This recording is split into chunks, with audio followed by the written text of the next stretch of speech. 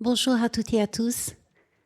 On attend quelques instants. Philippe Guichou va venir également s'asseoir ici avec moi, mais je voulais partager avec vous toute mon émotion. Je suis vraiment très émue et très contente de partager ce moment avec vous cet après-midi autour d'une histoire tellement forte et vraie, bouleversante. Alors, c'est une histoire qui, durant les 200 premières pages du livre, nous bouleverse à tel point qu'on peut se voir peut-être arracher de larmes. On peut se voir aussi trembler. On peut se voir avoir tellement mal au ventre. Et puis, à un moment donné, puisque le livre ne fait pas que 200 pages, il y a quelque chose qui se passe de beaucoup plus lumineux. Donc, d'emblée, je voulais vous dire que l'histoire, elle est très forte, elle est très bouleversante, mais il y a quelque chose de beau quand même. Il faut aller jusqu'au bout de cette aventure avec Fate, puisque c'est là aussi la force de ce livre, c'est de savoir que parfois dans la vie, on va croiser des gens qui vont nous faire énormément de mal, mais parfois on va aussi trouver des gens qui vont nous faire beaucoup de bien. Ils vont nous aider à nous relever, à nous construire, à peut-être avoir de l'espoir et de vivre une très belle vie. Je ne sais pas si vous vous rendez compte, mais parfois, et c'est le cas de Fate, on a une existence qui fait que jusqu'à l'aube de 30 ans, on n'a fait que souffrir, on n'a vécu que la violence, l'humiliation, la misère, la peur. Et puis finalement, si nous sommes réunis tous ici et toutes ici cet après-midi pour parler de ce livre très fort, qui d'ailleurs n'est pas le premier livre très fort de Philippe Guichou, n'est-ce pas? Eh bien, c'est parce qu'au-delà de l'espoir, il y a quelque chose de très humain qui sort de cette histoire, dans le sens où peut-être qu'avec le chemin des personnages, même des personnages peut-être qui ont été terribles au début de cette histoire, il y a eu peut-être un chemin, une transformation quelconque qu'on ne saura pas. Mais par la transformation de Fate, on voit bien quand même que la vie est mouvement et qu'elle ne peut pas rester figée dans un seul instant. Alors, je vous remercie d'applaudir très chaleureusement notre auteur, Philippe Guichou.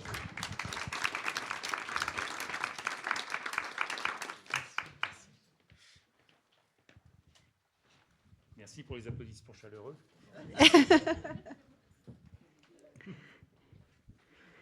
Oui, bonjour. Vous avez droit d'utiliser le micro. Très bien, merci. C'est la deuxième fois que je interviewe Philippe Guichou dans le cadre de Rue des Livres, ce festival magnifique qui nous fait quand même découvrir des personnes adorables et talentueuses. Mais oui, vous faites partie. C'est vrai que la dernière fois, nous étions ensemble pour votre deuxième livre qui s'appelle Solo et qui d'ailleurs est évoqué à un moment donné dans le Rouge Trottoir, comme quoi vos histoires sont tissées. Mais ma première question va sur le fait de votre positionnement en tant qu'auteur, c'est-à-dire qu'est-ce que vous pousse à écrire, mais au-delà de cela, qu'est-ce que vous pousse à écrire des histoires des femmes qui traversent des moments particuliers dans l'existence? Qu'est-ce qui me pousse à écrire des histoires sur des femmes ou des histoires à propos des femmes? Alors peut-être parce que d'abord je suis papa de 4 filles. Donc j'étais un peu sensibilisé aux problématiques que peuvent rencontrer des femmes, des petites filles qui grandissent, qui deviennent des femmes. Ensuite, dans mon travail, j'étais dans l'éducation nationale. Ça n'échappe à personne que c'est un milieu qui est très féminisé. Et j'avais quelques responsabilités. Et donc, j'ai rencontré... Oui, un certain nombre de femmes qui se sont confiées, parfois très, très intimement, parce qu'elles avaient besoin de dire un certain nombre de choses. Donc petit à petit, je dirais que cette conscience que je qualifierais de féministe, eh bien, elle se construit. Et lorsque l'on m'a demandé d'écrire cette histoire, eh bien, je me suis senti très concerné. Alors, cette histoire, qui est une histoire vraie, l'histoire de Fate, a été donc publiée par Manet et Willy en 2025. C'est marqué que c'est un roman. Donc, est-ce qu'on peut s'imaginer qu'il y a une part d'imagination qui est venue épouser cette histoire pour des moments qui pourraient probablement rester plutôt intimes, ou peut-être c'était le souhait de la personne de ne pas tout partager? Lorsque je me mets dans la situation de Fate, j'ai besoin de raconter cette histoire-là pour que mon fils comprenne quelle a été mon histoire. Donc je sais que je vais la raconter, et comme je ne peux pas écrire moi-même ou j'ai du mal, je demande à ce que quelqu'un le fasse à ma place. Et donc moi, Fate, je vais raconter ce qui a été mon histoire. Mais quand on raconte quelque chose, quand on raconte son histoire, c'est un petit peu comme des pointes d'iceberg qui ressortent. C'est-à-dire qu'il y a, ou des îles, sur un océan. Il y a un événement, puis un autre événement, puis un autre événement, puis un autre événement. Mais l'important, c'est aussi de relier ces événements-là. Et elle n'a pas besoin de le faire, puisque ça lui appartient. Elle revit son histoire, et les mots sont comme ces îles qui sont parsemées. Et pour moi, alors du coup, du point de vue de l'auteur, qui doit construire l'histoire, eh bien, je dois relier ces îles, je dois jeter des ponts, et parfois, eh bien, il faut que j'imagine ce qui est plausible pour pouvoir relier ces îles-là. Alors, dans la démarche que nous avons eue, il était convenu qu'il y aurait de toute façon cette liberté-là, donc d'où le nom roman, mais rien de ce qui serait publié ne le serait sans la relecture de Fate. Et on en reparlera sans doute tout à l'heure, la façon dont ça s'est fait. Autrement dit, tout a été validé par elle, et même des choses qu'elle n'avait pas racontées. Je pense notamment à ce qui a pu se passer sur le trottoir, où c'était trop douloureux. Il a fallu à un moment donné imaginer un peu ce qui a pu se passer. Et elle m'a dit, mais comment est-ce que tu sais tout ça? Bon, eh bien, je t'ai d'abord écouté, et j'ai essayé de me mettre à ta place, c'est-à-dire me glisser dans ton personnage pour voir, essayer de ressentir ce que tu pouvais ressentir. C'est un vrai travail, là pour le coup, pas simplement de retranscription en tant qu'auteur, mais vraiment se mettre dans la peau, physiquement, de la personne, et en tant qu'homme se mettre dans la peau d'une femme en se disant, mais qu'est-ce qu'on peut ressentir à ce moment-là? C'est pas évident, mais bon, on essaye. Et puis, ma foi, les retours que j'ai montrent qu'a priori, c'est pas trop mal réussi. Comment ça se fait que cette histoire-là, cette troisième histoire-là, comment vous vous êtes rencontrés avec Fate? Alors là, il faudrait qu'on passe la parole à quelqu'un d'autre qui pourrait nous le raconter. Qui va venir nous rejoindre dans quelques instants. On va rentrer un peu dans l'histoire du livre avant cela. Alors, je garde cette question en suspens quelques minutes parce que on va dire quand même à notre public qui est Fate en quelques mots. On va expliquer qu'elle est née donc dans un village au Nigeria, dans une famille qui n'était pas spécialement une famille. C'est une famille modeste, mais pas dans la pauvreté absolue. Oui, non, pas dans la pauvreté absolue. Enfin, tout est relatif par rapport à. Enfin, faut pas comparer avec ce qu'on pourrait vivre ici. Non, il y avait à boire et à manger. Oui, voilà. Il n'y avait pas de problème. Oui, on sentait bien que chacun avait un rôle dans cette maison, mais son histoire, elle la démarre quand même avec quelque chose d'assez particulier. Elle avait un papa très très âgé. Oui. Et qui avait eu plusieurs femmes et plusieurs enfants. Donc. Alors les femmes les unes à la suite des autres. Après les autres, oui. C'était pas, il n'y avait pas de polygamie. C'est un monsieur qui a été veuf 3 fois. Et donc qui a épousé une 4e femme, et avec laquelle il a eu 2 enfants, dont la dernière qui était Fate. Et Fate a été conçue, il avait 80 ans. Voilà, donc elle a une relation particulière avec son père parce qu'elle est déjà un peu l'aidante de son père, entre guillemets. Et la maison, elle est tenue par son grand frère qui a déjà 65 ans et la femme de son grand frère. Donc c'est quand même quelque chose de, pour se projeter, quelque chose de très compliqué, même s'ils n'étaient pas dans une situation, comme je disais tout à l'heure, complète. Enfin, ils avaient à boire et à manger, etc. Mais la perspective d'avoir une vie de famille dans laquelle il y a des liens qui se tissent vraiment et des choses qui se disent, elle est quasiment nulle. Oui, tout à fait. Et c'est pour ça que Fate s'est vu avec sa sœur. Happy. Voilà, Happy, attribuer un rôle très rapidement, c'est-à-dire un rôle d'aidante. Et dès qu'elle a pu tenir une cuillère de bois, elle a touillé dans la marmite. Dès qu'elle a pu avoir assez de force pour porter une bassine pour aller chercher de l'eau, elle est allée chercher de l'eau. Voilà, il y avait véritablement ce rôle de petite main, de domestique, dans la maison, et puis domestique aux ordres d'un grand frère très âgé qui pouvait être largement son père, sinon déjà son grand-père, qui avait des problèmes d'alcoolisme et donc de violence, et puis une éducation où c'était une éducation à coups de gifle et à coups de bâton, quoi. À coups de gifle, à coups de bâton, très religieuse en soi. Très religieuse. Et Fate fréquentait l'école quand même, et elle avait même un parcours assez remarquable, oui. Donc elle aurait pu faire des études, oui. aller loin.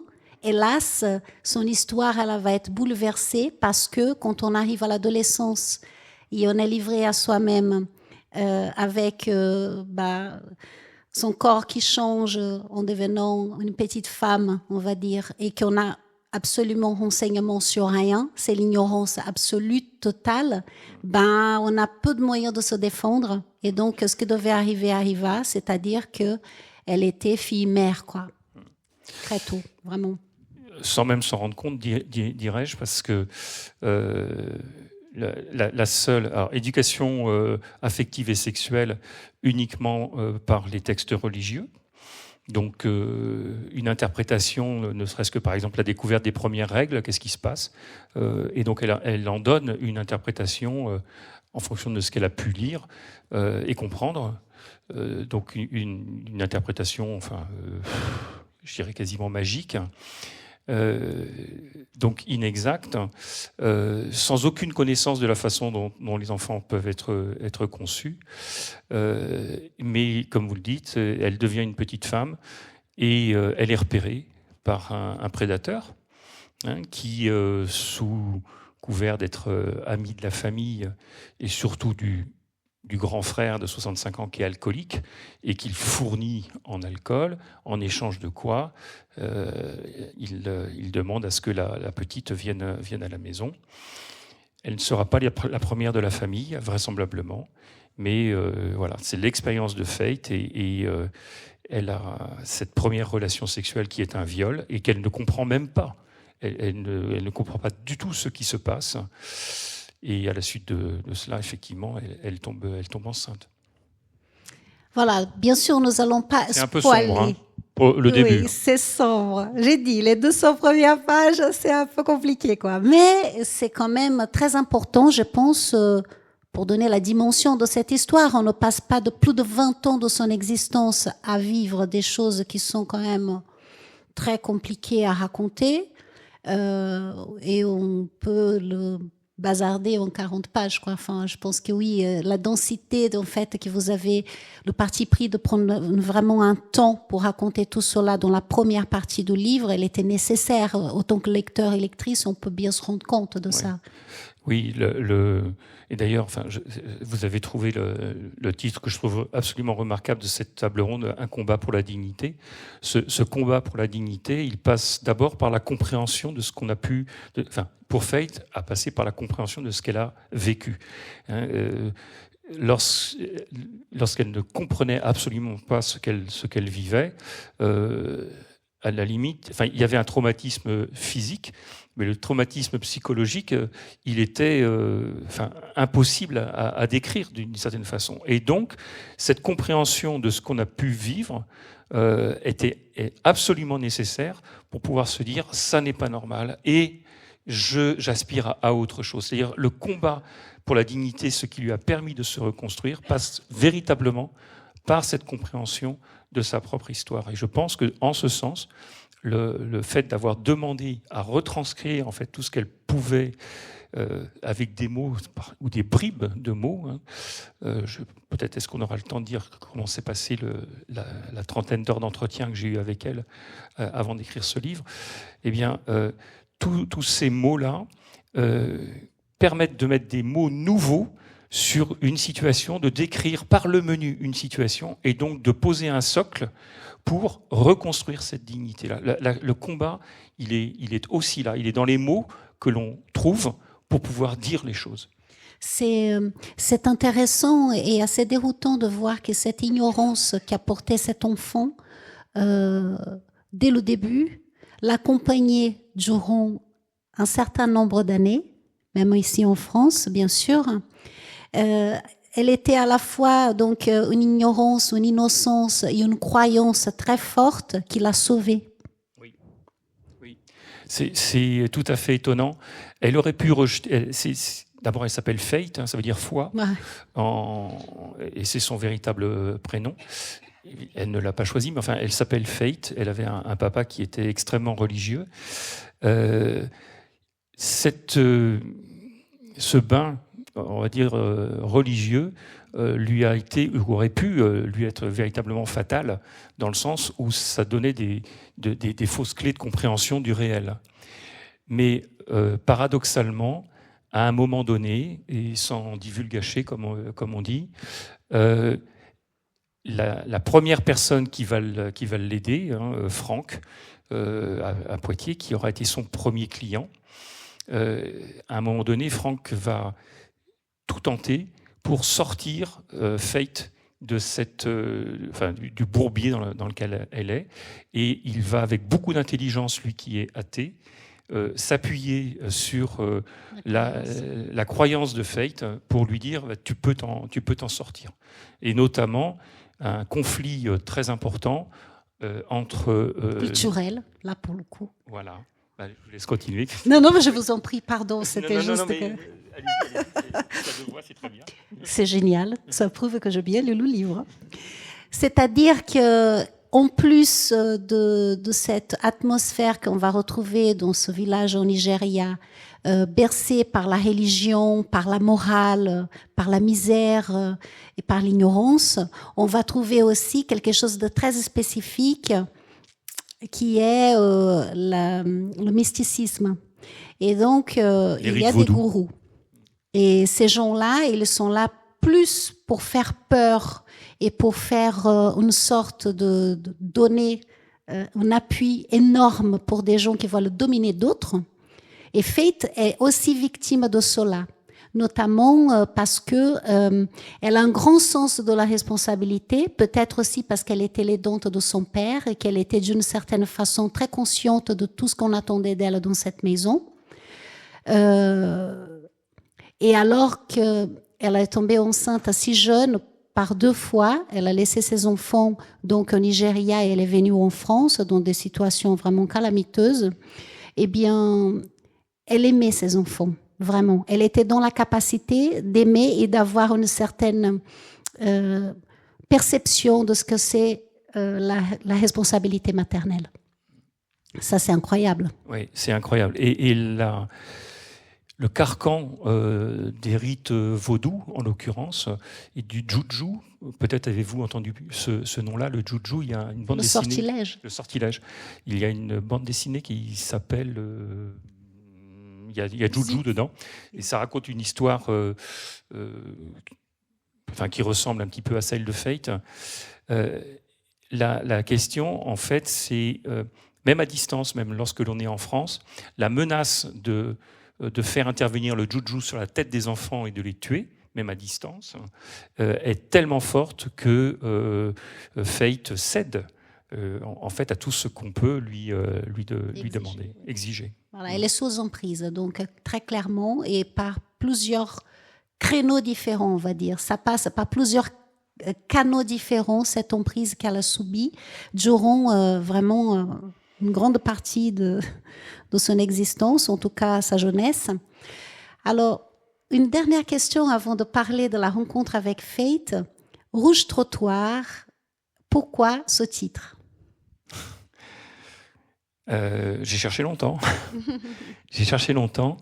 En fait, on a la solution. Enfin, on a une clé dès le début, dès la première phrase.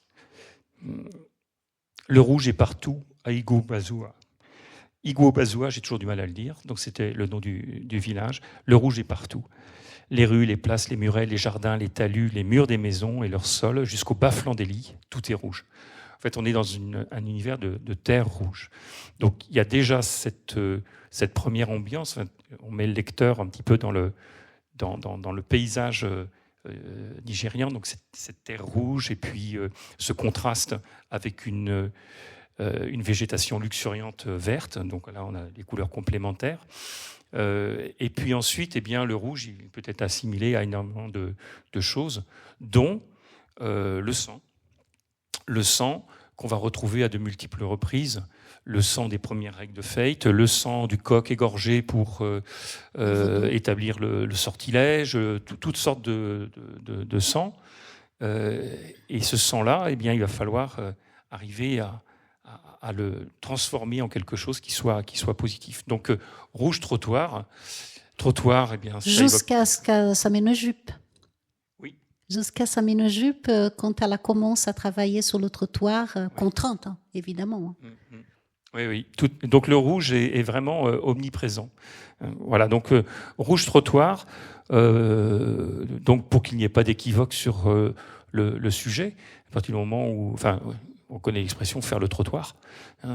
Et rouge trottoir, eh bien, c'est, si je voulais décrypter, l'histoire de la prostitution de jeunes Nigérianes en France. Voilà. Le rouge étant assimilé à la couleur de la terre au Niger. Nous allons rentrer dans quelques instants sur la rencontre avec Fate, mais avant cela, il me semble important quand même de laisser Philippe nous faire une première lecture de cette première partie du livre. Vous allez voir quand même, vous allez entendre, c'est une lecture qui est assez... On ne sort pas indemne de l'avoir entendu ou lu ce passage.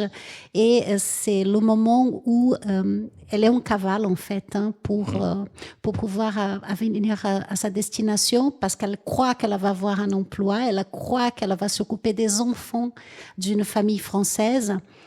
Et donc, à un moment donné, ça tourne mal. Alors, c'est le passage, puisqu'on parle d'immigration, c'est un passage où elle va passer de Turquie en Grèce. C'est le passage de la rivière. Ça évoque aussi tout le passage de la Manche, hein, par exemple. Tous ces lieux aquatiques que les migrants peuvent avoir à passer, au risque d'y perdre leur vie. Ce sont des moments qui sont extrêmement forts, presque des rites initiatiques. Si on faisait une exégèse, si je puis le dire, on pourrait penser au passage des Hébreux au travers de la mer Rouge. On pourrait penser, puisqu'il y a beaucoup de religiosité, au baptême, dans le Jourdain. Enfin voilà, ce genre de choses. Il faut avoir un petit peu ça en tête. Et Fate avait aussi tout ça en tête au moment où elle passait. Il faut avoir justement bien conscience du rôle de l'eau dans son histoire. Eau dont elle a peur, puisqu'elle ne sait pas nager. Mais vous allez le voir. Elle n'avait jamais vu la mer. Elle n'avait jamais vu la mer. Elle ne savait pas nager. Mais même dans ces moments tragiques, eh bien, on peut s'appuyer sur d'autres personnes. Et là, en l'occurrence, eh bien, elle traverse avec un autre migrant qui s'appelle Roland. Sans se regarder, sans se concerter, Fate et Roland se prennent la main dans un réflexe d'assistance mutuelle et d'encouragement. Lient fortement leurs doigts et fendent l'eau sans se retourner. Aucun des deux ne sait nager. Ils avanceront ensemble, à la vie, à la mort. La rivière est glacée et les saisit. À demi pétrifiés, ils arrachent à leur corps des efforts titanesques pour ne pas renoncer. Il faut avancer coûte que coûte, ne pas regarder l'eau, ne pas paniquer, fixer la rive opposée, leur terre promise. Mais le lit du torrent se creuse. Nulle incantation, nulle prière, ni juju ne diviseront les flots pour passer à pied sec. Le batelier des trépassés de l'antique fleuve des enfers veille sur sa graisse et n'a jamais fait crédit d'un moindre passage. Tout se paye. Il faut y aller à la force de sa seule volonté, traverser cette pataugeoire des abîmes de la mort, avant espérer assouvir son irrépressible désir de vivre.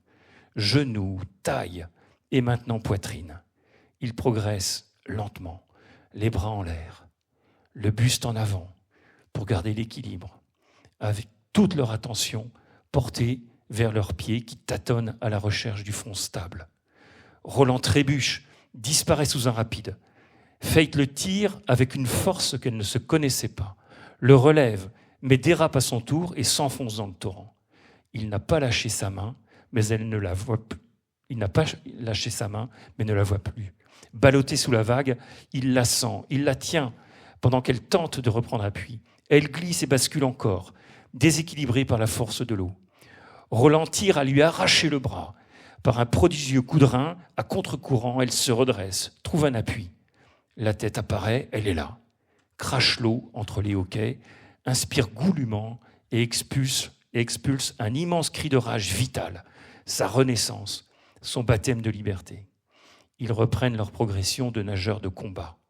L'adrénaline les propulse au travers du gué. L'énergie catapulte les corps malgré la vase. Les roches invisibles et piégeuses. La masse trempée des surépaisseurs de vêtements qui entravent les gestes et alourdit toujours plus, comme un prix exigé par le fleuve pour chaque mètre parcouru. Ne pas se noyer sous cette dette-là, redoubler d'efforts pour se maintenir. La hargne, la hargne, la hargne. Le courant les bascule, les bouscule, les déporte. Ils barbotent pitoyablement, nagent debout en cherchant l'appui du fond, avec de furieux ronds de brasse de leurs mains laissées libres. Ils se débattent, refusent le destin. Ils n'entendent pas autour d'eux les cris des autres combattants. Hantés par la survie de leur peau, leur unique peau, si affligée et loqueteuse soit-elle, ils sont devenus sourds. Personne ne les remarque non plus. Nul ne viendra à leur secours. La lutte les rend invisibles. Malheur aux noyés s'ils sombrent loin des regards. Fate trébuche à nouveau, boit la tasse de cette eau écœurante à l'odeur d'échec et de mort. Elle tousse, la vomit, se remet d'aplomb et repart. Un cri suraigu la surprend, l'appel d'un nom, hurlé, encore et encore, de plus en plus désespérément.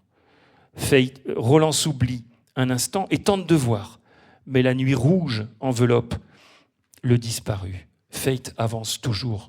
Leurs bras se tendent et elle le tire brusquement, le ramenant à l'urgence de leur propre sauvetage. Voilà enfin la rive. Vue du fond, elle est encore plus haute, couverte de neige, glissante.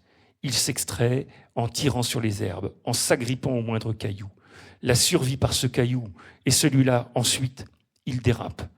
Leurs chaussures légères, engluées de boue neigeuse, se dérobent, manquant de les renvoyer au torrent. À genoux, rampant comme des larves, Fate et Roland s'extirpent hors de la gangue et franchissent enfin la berge. Ils se redressent, ils sont debout. Quelques-uns sont déjà passés, beaucoup y sont toujours, d'autres ne sont pas encore entrés dans l'eau. Certains ne s'y engageront pas et leur voyage s'arrêtera là. Et cet homme que l'on appelait, on le supplie maintenant, en longs gémissements qui pleurent son terrifiant silence. Sans se retourner, Fate et Roland repartent dans leurs vêtements souillés, trempés et glacés. On est en Europe, on a réussi, dit Fate en grelottant violemment. Ouais, on a réussi, répond sobrement Roland, le regard attiré par ce gyrophare qui progresse à vive allure vers les réfugiés.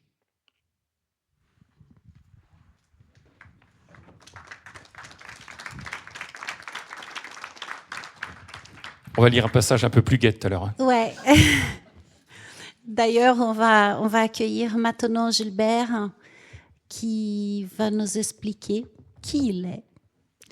Il va nous introduire dans cette aventure qui a été la rencontre entre Philippe et Faith. Bonjour Gilbert. Bonjour à tous. Alors qui je suis, c'est ça, il faut que je réponde à cette question. Eh bien, je suis Gilbert, un ami de Philippe, un ami d'enfance de Philippe. 1974, dit-il, il est toujours très précis. Et j'ai rencontré Faith en début 2018, quand elle est arrivée là où j'habite, c'est-à-dire un éco-hameau, enfin une ancienne ferme qu'on a achetée à plusieurs familles et dans laquelle on a créé un lieu de vie, un lieu d'accueil pour des mamans isolées avec un enfant. Et Faith est arrivée du coup ici, enfin, en sortant de prison, et c'est là qu'elle a retrouvé Gabriel, son fils, dont elle était séparée pendant... Ah non. Oui, c'est ça, excusez-moi, mais j'ai des émotions qui remontent. Voilà, et donc Faith a vécu là pendant 2 ans, placée par l'aide sociale à l'enfance. Elle est arrivée là grâce, d'une part, à la famille d'accueil et à l'éducateur de l'aide sociale à l'enfance qui avait en charge Gabriel. Et puis aussi à l'éducateur de la prison, en fait, qui a permis de trouver ce lieu où elle a commencé à se reconstruire. Avec la naïveté dont on a parlé tout à l'heure, elle est arrivée là en se disant que c'était encore une prison. Voilà, moi j'avais un anorak bleu. Voilà. Elle a tout de suite imaginé que moi j'étais un policier. Enfin voilà, elle se planquait derrière ses rideaux. Enfin voilà, elle avait peur. Et voilà. Et puis petit à petit, elle s'est reconstruite. La plupart des femmes qui arrivent là ont un passé compliqué et mettent généralement la première année à respirer, à retrouver à se retrouver. Et puis après, elles se tournent un peu plus vers l'extérieur et par les enfants, quand ils grandissent, il y a des liens qui se font avec les habitants et puis avec aussi tout ce qui se passe autour de ce lieu. Voilà. Est-ce que c'est vous qui l'a appris à jardiner ? Non, pas du tout. Je ne suis pas du tout jardinier. Alors, pour les commodités du roman, et pour éviter de citer plein de gens qui sont dans ce lieu de vie, Philippe a regroupé un peu tout le monde pour pas perturber, enfin tu pourras l'expliquer, le lecteur. Mais bon, il s'est passé, et je dirais peut-être d'abord par Gabriel, qui lui était très en recherche de contact, quoi. Moi, je travaillais je travaillais sur place, hein, j'avais ouvert une boulangerie paysanne, quoi. Et ce qui fait que, voilà, notamment la dernière année, quand Gabriel partait pour l'école le matin, il ne pouvait pas passer par le chemin, il fallait qu'il traverse la boulangerie pour me voir, dire bonjour. Et des fois, c'était en courant. Voilà. Et du coup, c'est 2018, c'est une extraordinaire aventure de rencontre, d'amitié qui s'est créée. Et dernièrement, Faith m'a demandé si je voulais être le témoin pour son mariage. Elle a demandé à d'autres gens aussi. Enfin, voilà, elle a rencontré quelqu'un, une rencontre heureuse. Enfin voilà, c'est un peu la suite. Voilà. Mais bon, c'est une femme tellement extraordinaire que moi je dirais que je lui ai certainement apporté beaucoup parce qu'elle me le fait savoir, mais elle se rend pas compte tout ce qu'elle nous a, enfin pas que moi, hein, mais tout ce qu'elle nous a apporté, quoi. Et je rajouterais juste un petit mot, c'est que j'avais pas tellement envie de lire le livre parce que en fait, je savais que ce qu'elle avait vécu était assez horrible et j'en avais pas besoin pour me lier d'amitié avec elle. En fait, c'était voilà, ça suffisait ce qu'on avait mis en place entre nous, quoi. Mais du coup, je remercie quand même Philippe.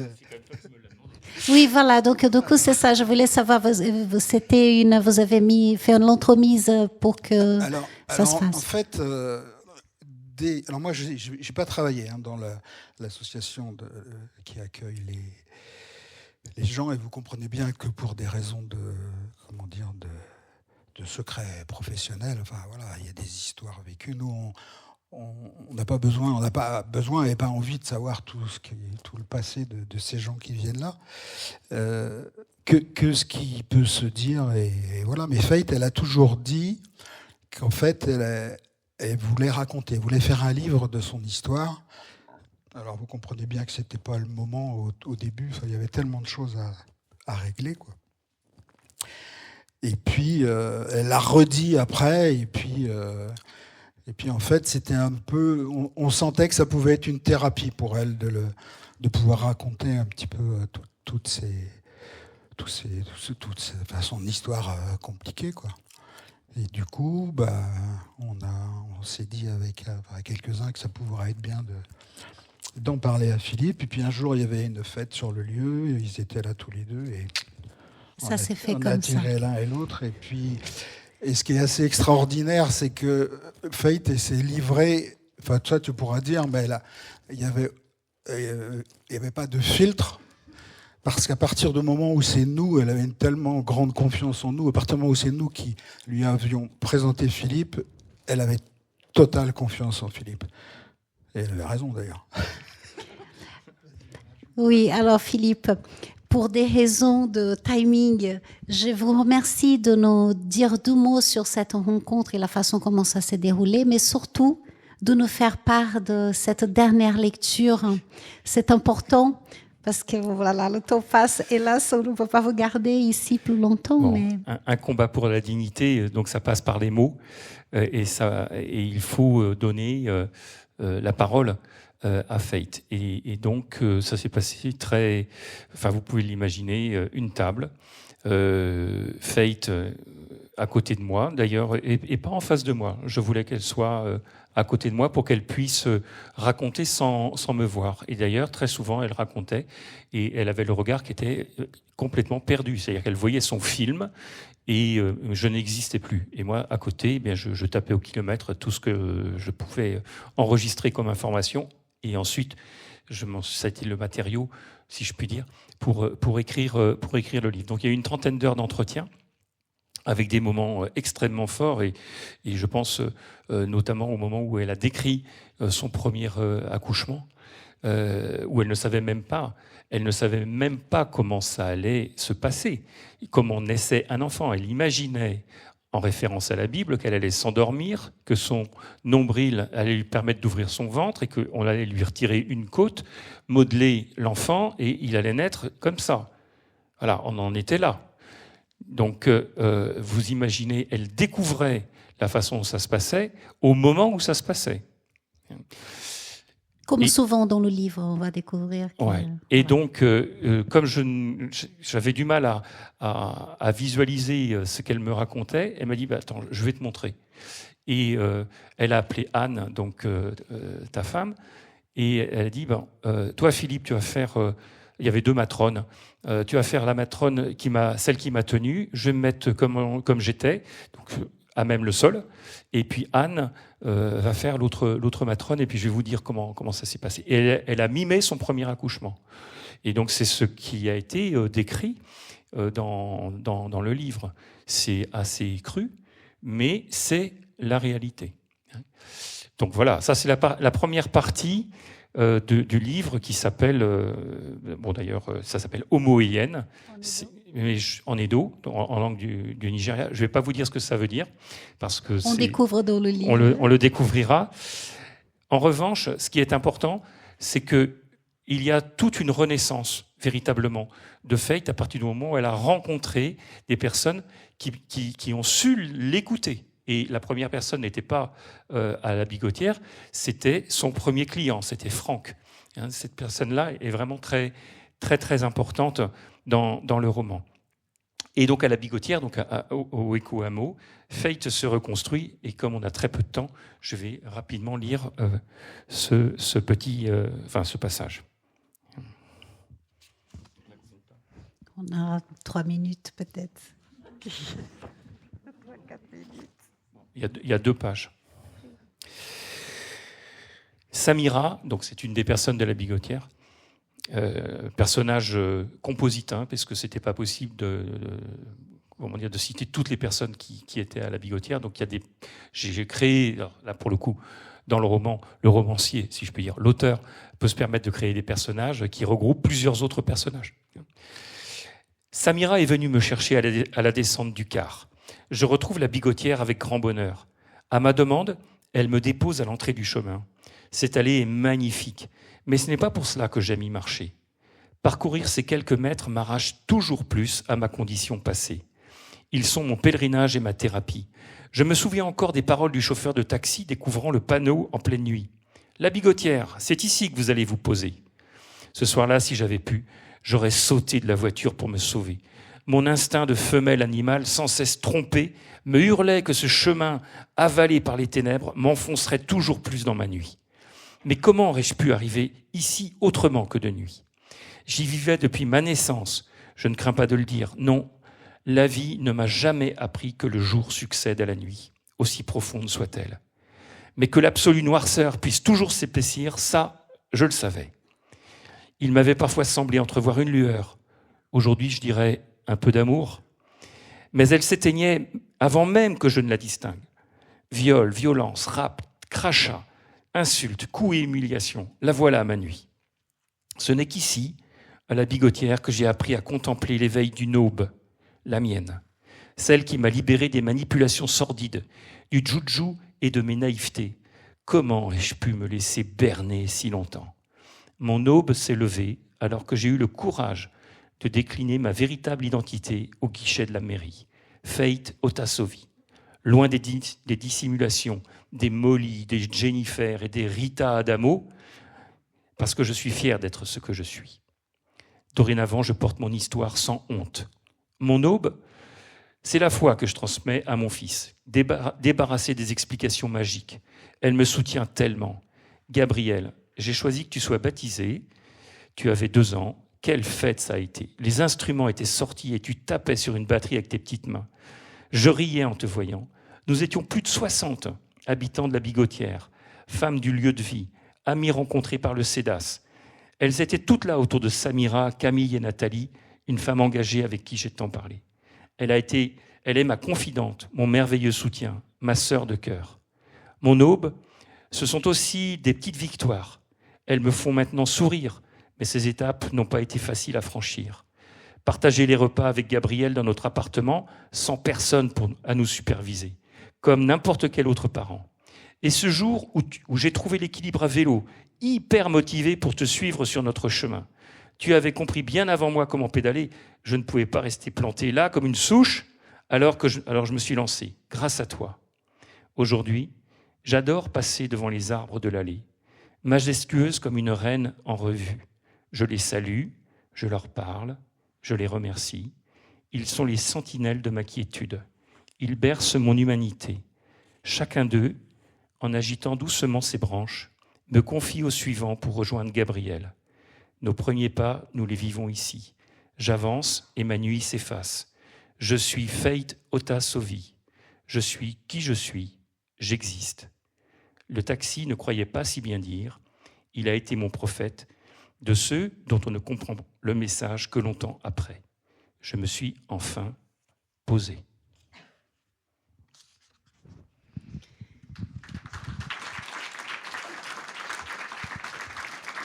Je peux vous dire que ça fait un bien fou d'arriver à cette 2e partie du livre.